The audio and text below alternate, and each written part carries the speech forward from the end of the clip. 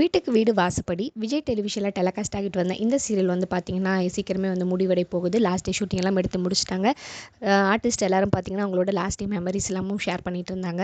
இல்லை பார்த்திங்கன்னா திரவியம், ஸ்ரீதா, யமுனா, பத்மசேனா, அப்புறம் ரிஷி அப்படி சொல்லி நிறைய பேர், ஆர்த்தி சுபாஷ் எல்லாரும் வந்து பார்த்திங்கன்னா சூப்பரான ஆக்டிங் பர்ஃபார்மன்ஸ் கொடுத்துட்டு இருந்தாங்க.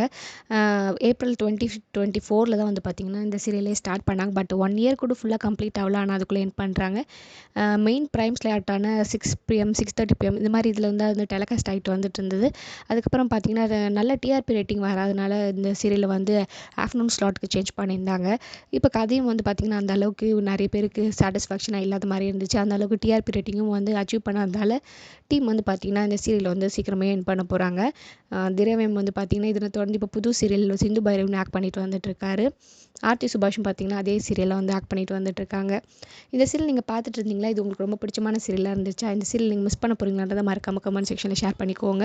லாஸ்ட் டே ஷூட்டிங் மெமரிஸ் எல்லாருக்குமே ஒரு கண்டிப்பாக ஒரு லைஃப் லாங் மெமரிஸ்னே சொல்லலாம். இவ்வளோ ஒரு நாள் ஒர்க் பண்ணவங்க கடைசியாக மிஸ் பண்ணும்போது ஸோ அப்படி தான் வந்து இந்த டீமும் பார்த்திங்கன்னா எல்லாருக்கும் வந்து ஒரு ஃபேர்வெல் வந்து கொடுத்து குட் பை சொல்லிட்டு அடுத்து அவங்களோட ப்ராஜெக்டை நோக்கி போயிருக்காங்க. இந்த சீரியல் ரீப்ளேஸ் பண்ணி எந்த சீரியல் வரப்போகுதுன்ற அப்டேட்ஸ் தான் தெரிஞ்சுக்கணும். நம்ம சேனலை சப்ஸ்கிரைப் பண்ணிக்கோங்க. For more exclusive updates and videos please subscribe our channel.